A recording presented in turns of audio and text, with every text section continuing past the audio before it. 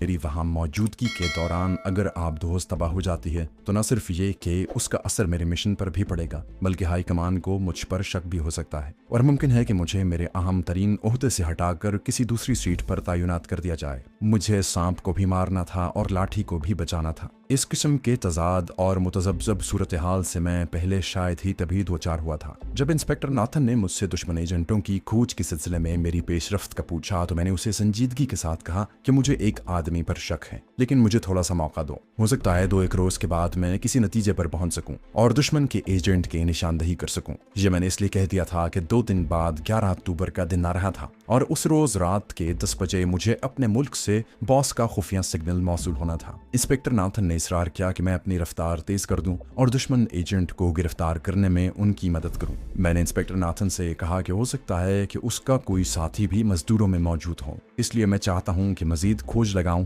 और एक ही वक्त में दोनों एजेंटों को पकड़ने की कोशिश करूं। इंस्पेक्टर नाथन ने सीक्रेट फाइल पढ़ने के बाद मुझे वापस कर दी, जिसे मैंने अपने ब्रीफ केस में संभाल कर रख लिया। ये ब्रीफ केस मैंने क्वार्टर के पलंग के नीचे वीरान कमरे के कोने में एक बोरी के नीचे छुपा दिया था। 11 अक्टूबर का दिन आ गया। रात 10 बजे वायरलेस पर मेरा राब्ता अपने बॉस से होने वाला था। मैंने सोच लिया था कि पहले बॉस को सारी सूरत हाल से आगाह करते हुए उससे मशवरा लूंगा कि मुझे क्या करना चाहिए। इस अरसे में मैंने मजदूरों में से सिन्हाली एजेंटों का सुराग लगाने की एक लम्हे के लिए भी कोशिश नहीं की थी। मुझे उसकी जरूरत भी नहीं थी। 11 अक्टूबर की शाम को मैं छुट्टी करने के बाद अपनी झोंपड़ी में आ गया। मैं दुआ मांग रहा था कि नाथन मिलने को ना आए। उसके आ जाने का खतरा था क्योंकि उसे मिले 2 दिन हो गए थे। मैंने इंस्पेक्टर नाथन से एक बॉल पॉइंट और कॉपी हासिल कर ली थी कि किसी वक्त मुझे कोई याददाश्त नोट करने की जरूरत पड़ सकती है, लेकिन हकीकत ये थी कि ये चीजें मैंने ट्रांसमीटर पर अपने मुल्क के मरमूज पैगाम लिखने और उसे बाद में डिकोड करने के लिए ली थी। क्योंकि पैगाम तवील होने की सूरत में मैं उसे जबानी डिकोड नहीं कर सकता था। ट्रांसमीटर पर पैगाम वसूल करने का खतरनाक काम मैं झोंपड़ी में नहीं करना चाहता था। यहाँ अगर कोई भी दीवार के बाहर खड़ा हो तो वो मेरी और वायरलेस पर आने वाले पैगाम की आवाजें सुन सकता था। चुनांचे जब रात के 9 बज गए तो मैं झोंपड़ी से निकलकर दरख्तों के दरमियान अपने क्वार्टर नुमा मकान में आ गया।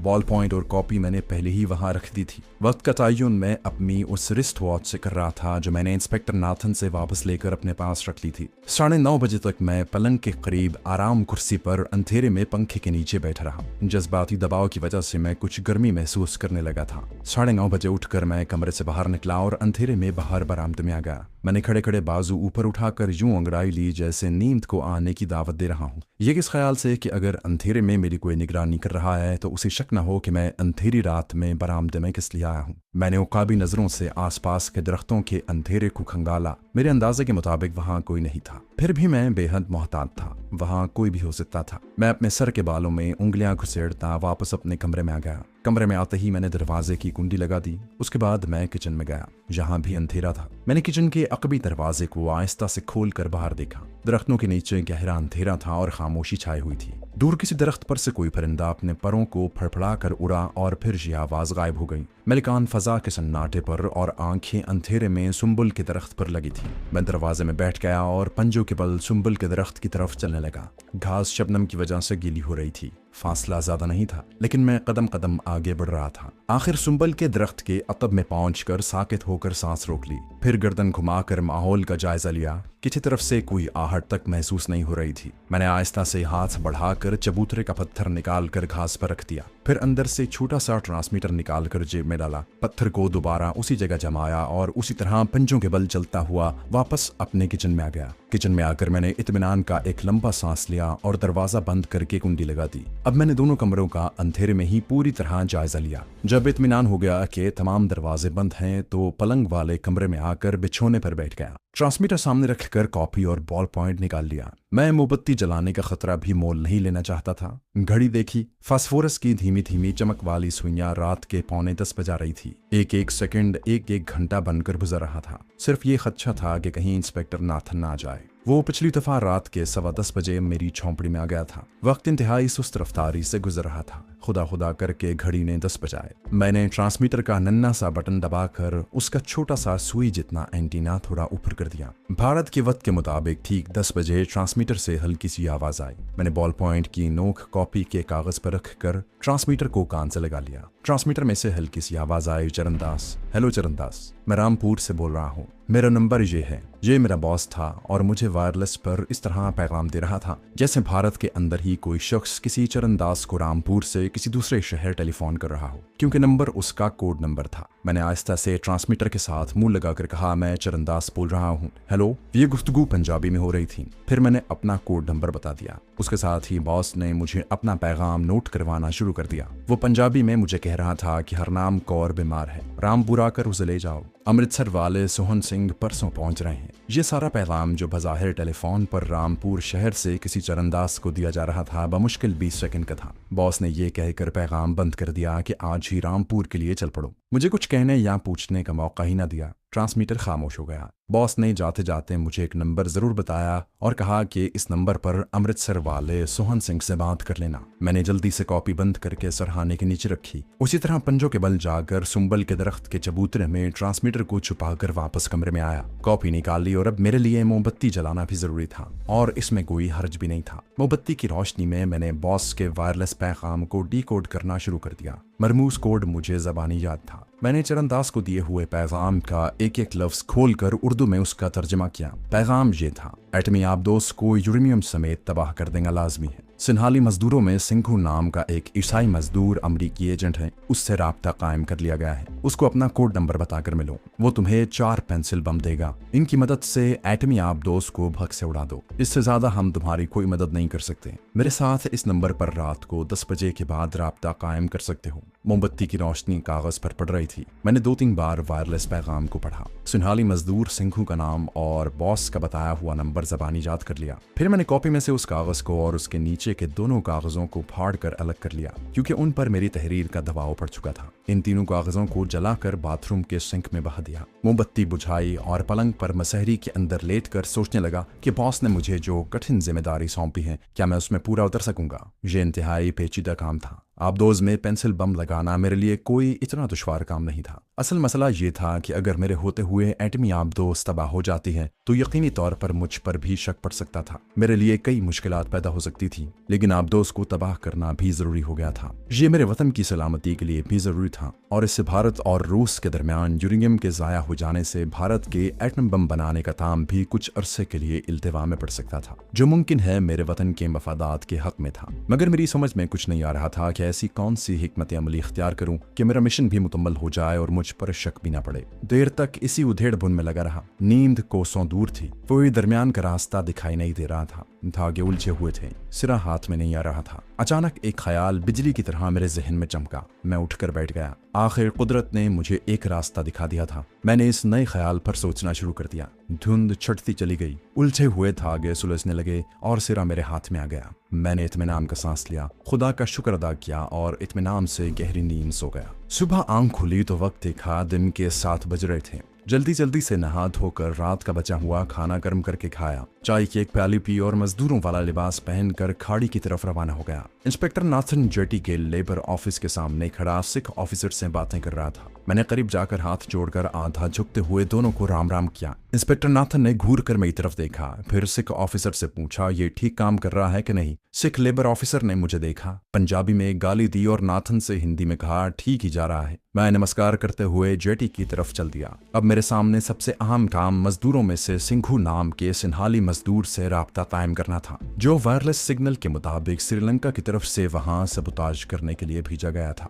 अमेरिका का उजरती एजेंट था। कभी ख्याल आता कि उसे अपना कोड नंबर बताकर कहीं मैं किसी मुसीबत में न फंस जाऊं, लेकिन उसके बारे में मुझे जो इत्तला मिली थी वो गलत नहीं हो सकती थी। मुझे बॉस के पैगाम और हिदायत पर बेफिक्र होकर अमल करना चाहिए था। मैं कई मजदूरों के नामों से अभी वाकिफ नहीं था, शक्लों से जरूर शनासा था। एक तो उनके नाम बड़े अजीब थे, लेकिन उसी रोज मैंने किसी न किसी तरह सिंघू नाम के सिन्हाली मजदूर का चेहरा देख ही लिया। ये एक नाटे कद का उधेड़ उम्र दुबला पतला काला कलोटा सा सिन्हाली मजदूर था। उसने तमिल अंदाज में अपने बालों का झूरा सर के पीछे बांध रखा था। उसके गले में एक माला और माथे पर तिलक का निशान भी था। मैं उसकी शक्ल से शनासा था। वो तमाम मजदूरों में एक मजहबी किस्म का आदमी मशहूर था, जो फुर्सत के औकात दरख्त के नीचे बैठकर ज्ञान ध्यान भी करता था। एक होशियार और समझदार एजेंट को ऐसा ही करना चाहिए। दोपहर के खाने की छुट्टी हुई तो मैंने जेटी की कैंटीन से दाल भात की थाली पैसे देकर खरीदी और जरा परे जमीन पर बैठकर खाने लगा। मेरी नजरें सिंघू पर लगी थी, जो एक दरख्त के नीचे सबसे अलग थलग बैठा केले के पत्ते पर रखे चावल खा रहा था। चावल खत्म करने के बाद उसने मिट्टी के आबखोरे से पानी मुंह में डालकर कुल्ली की और फिर वहीं आलती पालती मारकर बैठ गया। आंखें बंद कर ली जैसे ज्ञान ध्यान करने लगा हो। बाकी मजदूर पुकड़ियों में बैठे बीड़ियां वगैरह पी रहे थे और तमिल और तेलुगु जबान में बातें कर रहे थे। मैंने खाना खत्म करके मिट्टी की थाली को नलके के नीचे जाकर रख दिया और जेब से बीड़ी निकाल कर सुलगाई और जैसे यूं ही बेफिक्री से टहलता हुआ उस दरख्त के करीब चला आया जिसके नीचे एजेंट सिंघू बैठा ज्ञान ध्यान में महव था। मैं उससे 4 कदम के फासले पर जमीन पर उकनू बैठकर बीड़ी के हल्के हल्के कश लगाने लगा। मैंने सिंघू की तरफ देखे बगैर तमिल जबान में आहिस्ता से कहा, सुना है श्रीलंका से भी तमिल जहां आए हुए हैं। सिंघू की तरफ से कोई जवाब न आया। मैंने चेहरा घुमाकर उसे देखा। वो उसी तरह आंखें बंद किए ज्ञान ध्यान में मसरूफ था। मैंने तुरुप का पत्ता फेंकते हुए उसे अपना कोड नंबर बता दिया। एक तरह से मैंने भी बड़ा खतरा मोल लिया था, लेकिन मुझे अपने बॉस पर एतमाद था। उसकी इत्तला गलत नहीं हो सकती थी। कोड नंबर सुनते ही सिंघू ने आंखें खोल दी और मेरी तरफ देखने की बजाय उसने पहला काम ये किया कि अपने इर्द गिर्द देखा कि वहां कोई तीसरा आदमी तो नहीं है। वहां आसपास हमारे सिवा और तो कोई इतना करीब नहीं था कि हमारी बात सुन सकता। अब उसने मेरी तरफ गौर से देखते हुए तमिल जबान में कहा, आधी रात के बाद तुम्हारे झोंपड़े में आऊंगा, अब यहाँ से चले जाओ। ये कहकर उसने दोबारा आंखें बंद कर ली और ज्ञान ध्यान में खो गया। मैं बीड़ी पांव तले मसलता हुआ उठा और खाड़ी में बड़े स्टीमर की तरफ चल दिया। वहां हम स्टीमर का फर्श खुरचने के काम पर सुबह से लगे हुए थे। मैं सोचने लगा कि क्या उसको मेरी झोंपड़ी का पता है। वो तो कभी वहां नहीं आया था और इससे पहले मेरी बातचीत भी नहीं हुई थी, लेकिन बॉस ने मुझे अपने मरमूज पैगाम में कहा था कि सिंघू के साथ किसी की वसातत से राब्ता कायम किया जा चुका है। चुनाचे करीन तयास था कि उसने इस राब्ते के बाद मेरी झोंपड़ी का सुराग लगा लिया हो और मुझसे बराह रास्त बात करने के बजाय इस लम्हे का इंतजार कर रहा हो जब मैं खुद उससे अपना कोड नंबर बताऊं। बात साफ हो चुकी थी। सिंघू ही वो अमरीकी एजेंट था जिससे मिलकर मुझे अपने तबाहकुन ऑपरेशन को पाए तकमील तक पहुंचाना था। रात को मैं झोंपड़ी में ही रहा। सिंघू के बारे में कुछ मालूम नहीं था कि वो किस वक्त पर आएगा। दूसरी तरफ ये तशवीश भी लगी थी कि इंस्पेक्टर नाथन ना धमके। उसे मिले 3 दिन हो गए थे। आज उसका आने का इम्कान था और ऐसा ही हुआ। मैं झोंपड़ी से निकलकर हाथ मुंह धोने के लिए क्वार्टर की तरफ चलने लगा तो अंधेरे में किसी के कदमों की आवाज सुनाई थी। मैं वहीं रुक गया। दूसरे लम्हे इंस्पेक्टर नाथन धोती कुर्ता पहने मेरे सामने था। उसके हाथ में एक लिफाफा था। मुझे देखते ही तमिल में बोला, तुम्हारे लिए खाने पीने को लाया हूँ। सॉरी कल नहीं आ सका। तुम्हारी भाभी की तबीयत ठीक नहीं थी, शाम को घर से नहीं निकल सका था। वो मेरे लिए कीमे वाले चावल, कचौरियां और भाजी वगैरह लाया था। सिगरेटों के 2 पैकेट जेब से निकालते हुए बोला, मैंने सोचा कि तुम्हारे पास सिगरेट खत्म हो गए होंगे। दिन भर वैसे भी मजदूरों के साथ बीड़ियां पीते पीते तंग आ गए होंगे। हम क्वार्टर वाले कमरे में आ गए। इंस्पेक्टर नाथन के कहने पर मैंने मोमबत्ती जला दी। खाने पर बातें होने लगी। उसने बताया कि दिल्ली हाई कमांड से उसे सिग्नल मिला है कि यूरेनियम की तरसील में इससे ज्यादा देर नहीं की जा सकती। तुम्हें कल तक हमें ऑल क्लियर का इशारा देना होगा, वरना हमारे लिए बहुत मुश्किल हो जाएगी, क्योंकि हाई कमांड ने इस अमर की तरफ भी इशारा किया है कि यूरेनियम बॉक्स सिक्योरिटी टीम के साथ एयरफोर्स के तैयारे में अहमदाबाद मंगवा लिया जाएगा। मेरे जहन में पूरी की पूरी स्कीम पहले से तैयार हो चुकी थी। मैंने उस पर अमल शुरू करते हुए इंस्पेक्टर नाथन से कहा, मैं कल अपना आखिरी फैसला उसे दे दूंगा। उस वक्त मैं ये भी चाहता था कि वो जितनी जल्दी हो सके वहां से 9-11 हो जाए। मैंने जानबूझकर जमाइयां लेनी शुरू कर दी जैसे नींद आ रही हो। इंस्पेक्टर नाथन उठ खड़ा हुआ, बोला, ठीक है मैं चाहता हूँ। कल तुम्हें बता देना चाहिए कि पोजीशन क्या है ताकि हम कोई अगला कदम उठा सकें। दिल्ली ऑफिस से बार बार सिग्नल आ रहे हैं। बड़ी मुश्किल से मैंने इंस्पेक्टर नाथन को रुखसत किया और मोमबत्ती बुझाकर किचन वाले दरवाजे से लगकर सामने पतली सी सड़क पर उसके साये को जाते हुए देखता रहा। जब वो खाड़ी वाले दरख्तों के जखीरों की तरफ गायब हो गया तो मैं क्वार्टर से निकलकर झोंपड़ी में आ गया, क्योंकि सिंघू ने मुझे वहीं मिलने के लिए कहा था। सिंघू भी एक तजुर्बाकार एजेंट था। वो वहां मौजूद था। जब उसे तसल्ली हो गई कि इंस्पेक्टर नाथन जा चुका है तो मेरी झोंपड़ी में आ गया। आते ही वो बैठ गया और तमिल में बोला, ये नाथन क्यों आया था? मैंने जवाब दिया, सिंघू, जिस मिशन पर तुम आए हो मैं भी उसी सीक्रेट मिशन पर जहां आया हूँ। इंस्पेक्टर नाथन को मैंने शराब और औरत का लालच देकर अपने कब्जे में रखने की कोशिश की है और मैं इसमें कामयाब हूँ ताकि उससे आमदोज की नकलो हरकत के मामले में मजीद मालूमात मिलती रहे। आज ये मुझसे एक औरत का पूछने आया था जिसको मैंने उसकी तरफ भिजवाया था, मगर वो उसके पास अभी तक नहीं पहुंची। बहरहाल उस पर लानत भेजो। आओ हम अपनी बात करते हैं, क्योंकि हमारे पास ज्यादा वक्त नहीं है। उसके बाद उसे मैंने अपने बारे में बताया तो वो बोला, कोलंबो से तुम्हारे बारे में मुझे ब्रीफिंग मिल गई थी। कन्याकुमारी के मशरकी साहिल पर हमारा आदमी कोलंबो से पैगाम लेकर आता रहता है। मुझे हिदायत की गई है कि मैं तुम्हें 4 पेंसिल बम मुहैया करूं। मैं वो अपने साथ लेकर आया हूँ। हमारा मिशन सबोताज का मिशन कम और भारत में तमिलनाडु के सूबे के क़याम के सिलसिले में राह हमवार करने का मिशन ज्यादा है। लेकिन मेरे हेडक्वार्टर ने मुझे जो हुक्म दिया है मैं उस पर अमल करते हुए तुम्हें मतलूबा बम दे रहा हूँ। इस सिलसिले में मुकम्मल राजदारी से काम लेना होगा। फिर उसने अपने पेट के साथ लिपटे हुए कपड़े को खोलकर उसमें से 4 बम मेरे हवाले करते हुए कहा, ये बम न्यूयॉर्क में तैयार किए गए हैं, इनकी तबाही का तुम अंदाजा नहीं लगा सकते।